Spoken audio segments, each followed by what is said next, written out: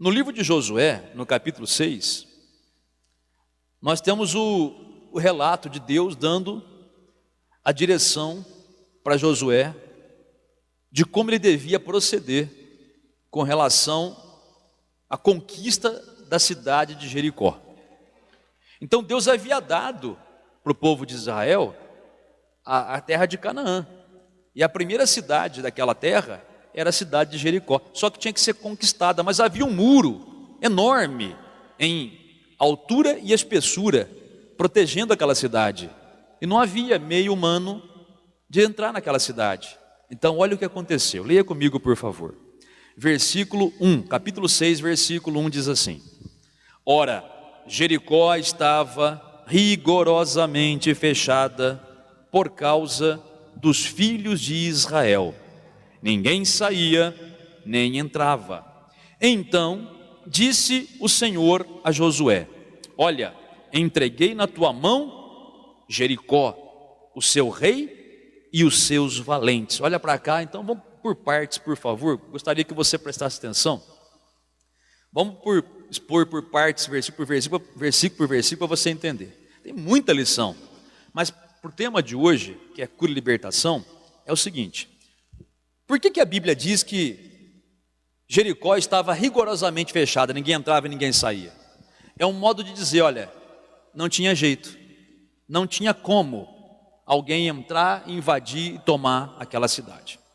No nosso caso, ou no caso de alguns de nós aqui, é a mesma coisa.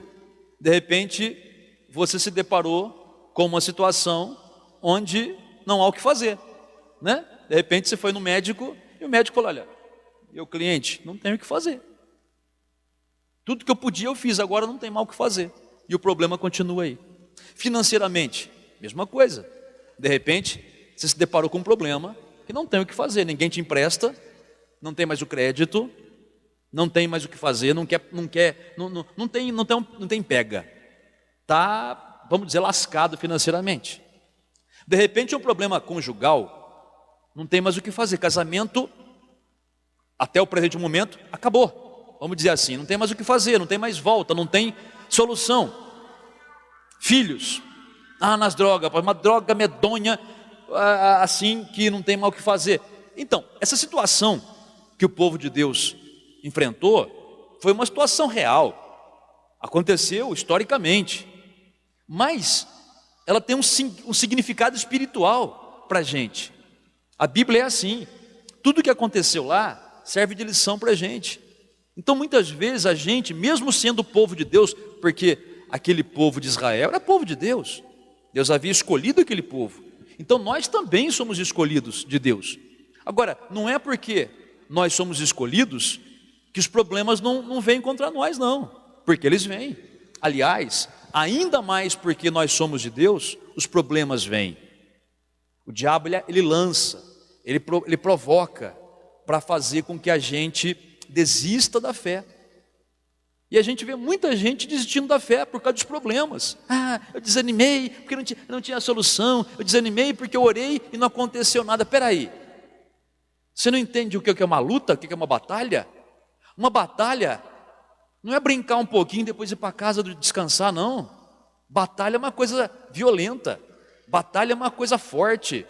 O Senhor Jesus, certa vez, ele disse que o reino de Deus é tomado por violência. Se você quer o melhor de Deus, Deus tem para te dar, como aquela terra na época. Era a melhor terra do mundo, era a terra que Deus havia prometido, mas havia gente ali, havia cidades fortificadas, havia um povo violento ali. Então o povo de Israel tinha que ser mais violento, mas não tanto na carne, não aquele povo violento sanguinário, mas o violento espiritual. Aquela pessoa que, porque tem um Deus que fez a promessa, a pessoa não desiste, ela não desanima, ela não se entrega, ela não aceita o contrário do que Deus falou. Agora, aqui está outra coisa, é o que Deus falou, eu tenho que ir atrás do que Deus falou. Eu não me importo com o que as pessoas pensam, acham, dizem, eu tenho que me importar com o que Deus falou. Cada uma das santas promessas de Deus na Bíblia é para mim e é para você. é para todo aquele que está em Cristo. Cada promessa de Deus na Bíblia é Deus desejando o nosso bem. Mas eu preciso entender que, já que Deus falou, eu vou atrás disso. E que nesse caminho podem se levantar muralhas. Mas essas muralhas podem cair. Para o homem não tem jeito, mas para Deus tudo é possível. Continua lendo para você entender aí. Versículo de número 2, outra vez. Então disse o Senhor a Josué: olha, entreguei na tua mão Jericó, que é a cidade, o seu rei, o rei de Jericó, e os seus valentes, quer dizer, os soldados.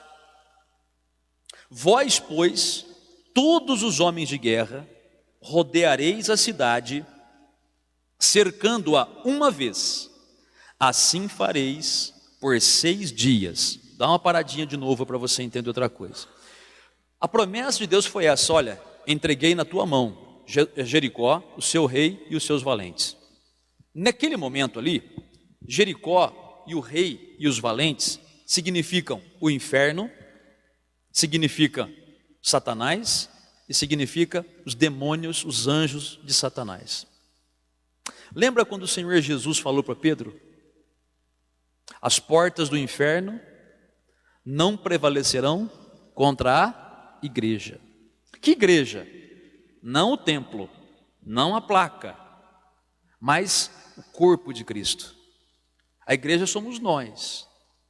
Cada pessoa que aceitou Jesus é membro da igreja, não é uma igreja, é membro de uma igreja. Quando eu falo uma igreja, é o corpo de Cristo Jesus, tá certo? Então, nós somos a igreja. E a promessa do Senhor Jesus é que haveria sim o inferno, mas o inferno não prevalecerá contra nós. O inferno pode tentar, como ele se levanta contra muitos de nós, contra todos nós na realidade. Mas o inferno não prevalece. Ele pode vir contra, ele pode investir contra nós, mas ele não vai prevalecer. Quando o Senhor Jesus disse isso para a igreja, para Pedro, aliás, ele estava falando a respeito da gente. E eu tenho que me ligar nisso, porque muitas vezes você tem um problema diante de si e fica desanimado, porque aquele problema é muito grande. Fica desanimado porque, aparentemente, ou humanamente falando, não há solução. Fica pensando até em desistir da fé, porque é imenso o problema. Mas se você foca nisso, que está pensando em desistir, está pensando em abandonar a fé, está desanimado, então a tua força vai diminuir. Então você precisa focar na coisa certa. Espera aí, Jesus falou que o inferno não vai prevalecer contra a igreja, e eu sou um membro da igreja. Repito, não é a placa denominacional, tá? Nós temos isso para organizar só. Mas a igreja de Jesus Cristo é cada pessoa em qualquer parte do mundo, em qualquer época, inclusive, que aceitou a Cristo como Salvador. Então, quando eu falo isso para você, as portas do inferno não prevalecerão contra a igreja, quer dizer, é contra você, pessoalmente. Então, põe no seu coração, eu sou de Cristo. E Cristo não vai deixar a palavra dele cair por terra. Ele vai ter que confirmar. Só que tem um detalhe, eu também tenho a minha parte a fazer. Não é só Deus fazer a parte dele, gente. O crente tem que entender isso, que não é só você orar e ficar por isso mesmo. Tem coisas que nós precisamos agir, tomar atitudes de fé, porque são essas atitudes que mostram a nossa fé. Agora há pouco eu falei, no testemunho da irmã, a respeito de Jesus ter visto a fé de alguns homens. Como que você pode ver a fé de alguém? Porque se eu perguntar para você, olha, você viu a casa do fulano? Você vai dizer, vi. É uma casa assim, assado, tem telhado, tem muro, vi. Amém. É uma coisa sólida, uma coisa real, uma coisa objetiva. Se eu perguntar, você viu o automóvel do fulano? Vi. É um carro quadrado, é um carro arredondado, é branco, é preto. Tem uma forma, né? É assim. Se eu perguntar para você, olha, você viu a bola de futebol? Vi, é redonda, com um negócio branco, preto assim. Agora, se eu perguntar, você viu a fé? Fé é abstrato. Como é que você vai ter, como é que é a fé? É quadrada, redonda, triangular, retangular, octagonal? Como é que é a fé? Que forma tem? Que cor que é? É abstrato. Mas a Bíblia diz que Jesus viu a fé. E o que Jesus viu? Ele viu 4 homens que levavam um paralítico numa maca, numa cama, vamos dizer assim, tá? Para ser curado por Jesus, mas eles não conseguiram entrar na casa onde Jesus estava, de tanta gente que tinha.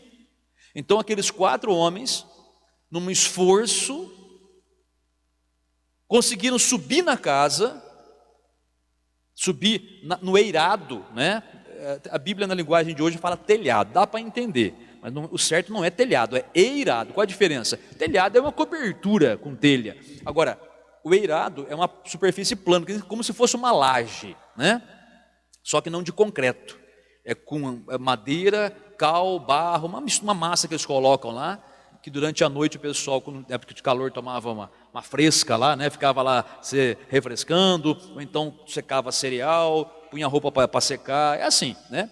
Então eles subiram no eirado daquela casa, calcularam mais ou menos o local onde o Senhor Jesus estava, fizeram um buraco no telhado, olha para o trabalhão, amarraram o companheiro na cama com cordas, desceram até onde Jesus estava.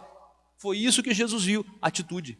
Então a Bíblia declara, e o Senhor Jesus viu a fé, diz assim, vendo-lhes a fé. A fé, ela é vista através de atitudes. Então, veja, se eu quero alguma coisa de Deus, eu vou ter que demonstrar essa fé. Porque é isso que muito crente não entende. Mas eu tenho fé. Então mostra a tua fé. Se tem, ela tem que ser mostrada. É como o Tiago fala, mostra a tua fé sem obras. Não tem como mostrar a fé sem obras. A fé sem obras é morta. Mas o próprio Tiago diz, e eu pelas minhas obras te mostro a minha fé. É isso. Então, atitudes de fé têm que ser tomadas para que Deus possa confirmar ou, vamos dizer, manifestar o que Ele prometeu. Amém, pessoal?